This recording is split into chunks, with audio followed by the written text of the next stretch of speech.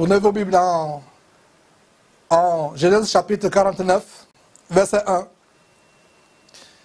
Jacob appela ses fils et dit, assemblez-vous et je vous annoncerai ce qui arrivera dans la suite des temps. Verset 2. Rassemblez-vous et écoutez, fils de Jacob, écoutez Israël, votre père. Regardez, mes frères et sœurs, l'assurance avec laquelle cet homme parle à ses enfants. Quelle assurance! La même assurance qu'il avait quand il prophétisait au sujet des deux fils de Joseph, Ephraim et Manassé. Même Abraham n'a pas eu cette assurance. Même Abraham n'a pas prophétisé avec une pleine assurance sur l'avenir de ses enfants, Isaac et sur l'avenir de ses enfants, Isaac et les autres enfants qu'il a eus. Même Isaac lui-même ne l'a pas fait, il n'a pas prophétisé sur ses enfants. Mais voici un homme, Jacob, qui était un grugeur, trompant les autres, usant la tricherie, la ruse pour obtenir tout ce qui lui plaisait. Mais un homme qui, à la fin de ses jours, à la fin de sa vie sur terre, après que Dieu l'ait brisé, l'ait transformé, voilà comment les dernières paroles qui sortent de la bouche de cet homme avant de mourir sont des paroles de prophétie. Et mon frère, ma soeur, toi qui me suis actuellement, je peux te garantir que Dieu peut faire la même chose pour toi si et seulement si tu acceptes d'être moulé et façonné dans l'école de discipline de Dieu.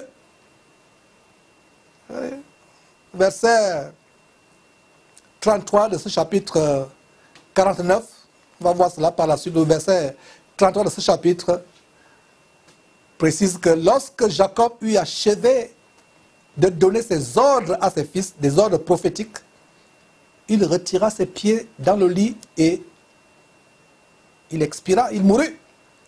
Quelle merveilleuse manière de mourir! Mes frères et sœurs, quelle merveilleuse manière de mourir! Tu prophétises avec ton dernier souffle de vie et tu meurs immédiatement après. Et les gens présents témoigneront plus tard à ton sujet. Ah, il est mort juste après avoir exhorté les frères et sœurs. Ou il est mort juste après avoir prophétisé. Extraordinaire, mes frères et sœurs, extraordinaire.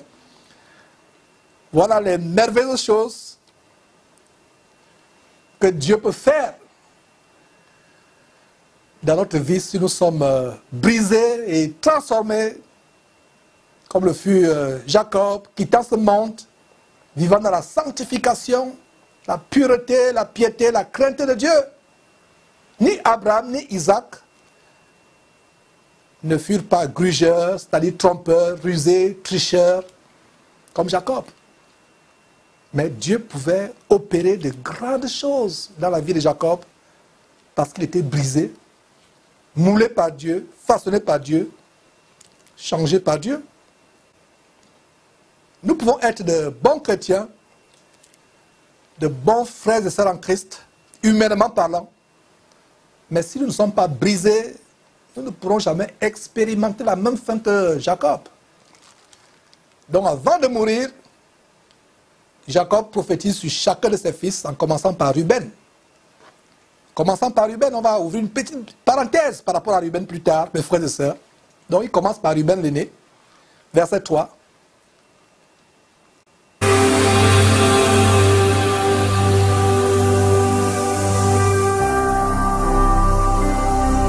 Jésus-Christ TV, vous connaîtrez la vérité et la vérité vous affranchira.